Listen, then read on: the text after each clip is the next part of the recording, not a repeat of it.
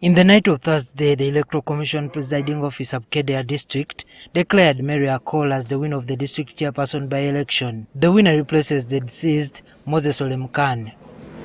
The announcement came after a very eventful day in which several people were injured as polling was taking place. A section of politicians and agents accused the security agencies and NRM party of stuffing ballot boxes with pre-ticked ballots. Many of these boxes were nearly full before even polling would kick off. Here at 6:15 minutes, the box was already full with ballots and there is no material which has been even unsealed. I've entered my voter slip, my location number, but they are not ballot papers. I've told him I've already voted. How could you allow the boxes to be full at this time?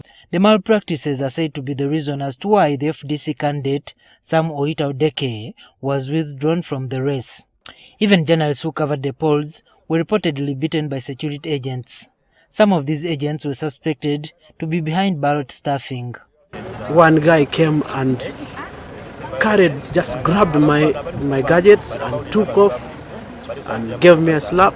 They confiscated my camera, they took my phones, and then shortly they started assaulting the NBS school. Accusations of ballot stuffing, security interference by arresting agents of opposition candidates, among others in the recent by-elections in Kayunga, Soroti, Omoro, Serere, and now Bukedea have been rampant. Ibrahim Ssemujju Nganda, the spokesperson of the Forum for Democratic Change, says such violations of people's choices are bound to drive voters away from the future elections, a matter dismissed by his NRM counterpart. Where we are, so those of us who are offering ourselves for this election, we now have to think twice.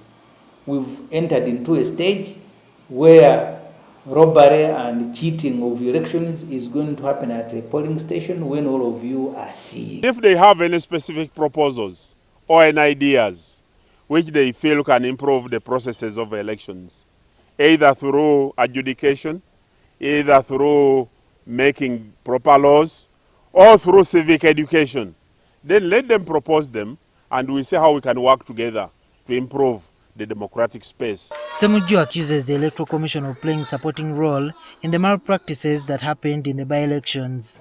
I was in Kasese in the by-election of Honorable Winnie Chiza. When we complained to Commissioner Baruch with General Muntu, he actually came and told the army, if I receive complaints, I'm going to cancel this polling station. And they actually cancelled some polling stations before. But these days, the Electoral Commission is just playing the cheerleading. So when NRM is stealing, they accuse you, the victim, of being a hooligan, and then they rearrange the polling station and say, please go ahead and vote. Relating to opening of polling stations, some polling stations, one or two, within the town council, that we've sent out teams to verify.